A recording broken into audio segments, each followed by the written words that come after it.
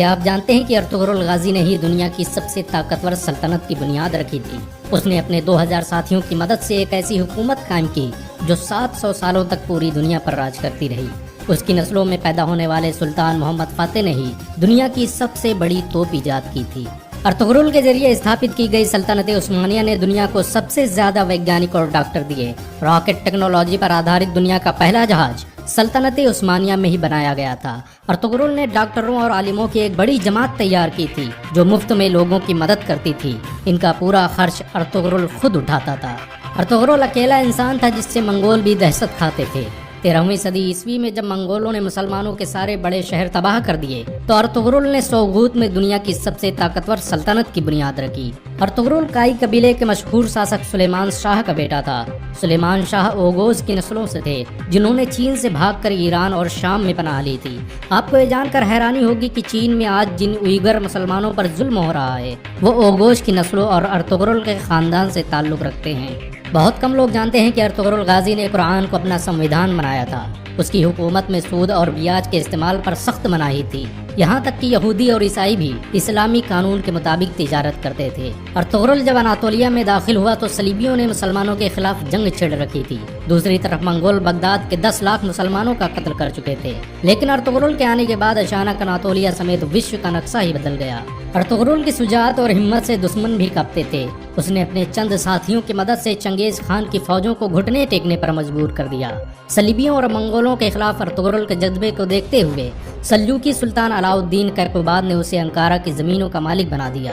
Ertugrul قرآن کے بنائے اصولوں کے مطابق حکومت کرتا تھا۔ اس کی نظر میں سب برابر تھے، یہی وجہ ہے کہ اس سے پربھاوت ہو کر بہت سے لوگ مسلمان بن گئے۔ چنگیز خان کے سپہ سالار اور صلیبی کمانڈروں نے بھی ارطغرل کے ہاتھوں اسلام قبول کر لیا۔ اناطولیہ کی سرحدوں میں آ کر ارطغرل نے سب سے پہلے سوغوت کا قلعہ فتح کیا۔ یہ وہی قلعہ تھا جہاں پر ہزاروں مسلمان قتل کیے گئے تھے۔ سوغوت کو فتح کرنے کے بعد ارطغرل نے وہاں ایسا نظام قائم کیا کہ وہ سلجوقی سلطنت کا سب سے امیر شہر بن گیا۔ اس کی حکومت میں یورپ کی ایک بڑی آبادی ویاپار کرنے سوغوت آتی تھی۔ ارطغرل بڑا ہی انصاف پسند تھا۔ اس کی تلوار ہمیشہ میان سے باہر رہتی تھی۔ سلجوقی سلطنت کے خلاف سازش رچنے والے سعد الدین کوپک سے لے کر کمانڈر ڈریگوس کو اس نے سرعام قتل کر دیا تھا۔ ارطغرل نے جس سلطنت کی بنیاد رکھی اس نے ماتر 100 سال کے اندر ہی آدھی دنیا کو فتح کر لیا۔ اس سلطنت کی سرحدیں ایشیا سے لے کر یورپ اور افریقہ تک پھیلی ہوئی تھی، یہاں تک کہ پورا بھومدھیہ ساگر خلافت عثمانیہ کے قبضے میں تھا۔ 17ویں صدی عیسوی تک دنیا کی آدھی دولت سلطنت عثمانیہ کے قبضے میں تھی۔ جاپان، روس اور فرانس جیسے دیش ترکی کی خلافت عثمانیہ سے قرضے لیتے تھے۔ یہ سلطنت اتنی بڑی تھی کہ جب اس کا انت ہوا تو 42 نئے دیشوں کا نرماण ہوا۔ آپ کو یہ جان کر شاید حیرانی ہو کہ ارطغرل کا خاندان دنیا میں سب سے لمبے سمے تک حکومت کرنے والا خاندان ہے۔ اس کے خاندان کے 36 لوگوں نے 700 سالوں تک حکومت کی۔ ارطغرل کے بعد خلافت عثمانیہ نے 500 سے ادھک جنگیں لڑی جن میں زیادہ تر فتح حاصل ہوئی۔ ارطغرل چٹانوں کی طرح سخت تھا۔ وہ جب اناطولیہ آ رہا تھا تبھی راستے میں اس کے پتا سلیمان شاہ کی ڈوبنے سے موت ہو گئی اور اس کے بھائیوں نے اناطولیہ جانے سے انکار کر دیا، لیکن ارطغرل اکیلے ہی اناطولیہ آیا اور صلیبیوں پر قہر بن کر ٹوٹ پڑا۔ منگولوں نے ارطغرل کو مارنے کی ہزاروں کوششیں کی لیکن وہ کبھی کامیاب نہیں ہو سکے، یہاں تک کہ انہوں نے اپنے دشمنوں سے بھی ہاتھ ملا لیا۔ بہت کم لوگ جانتے ہیں کہ صلیبی مسجد اقصی اور مسجد الحرام کو شہید کرنا چاہتے تھے، لیکن ارطغرل نے مسلمانوں کو متحد کر کے ان کے منصوبوں کو خاک میں ملا دیا۔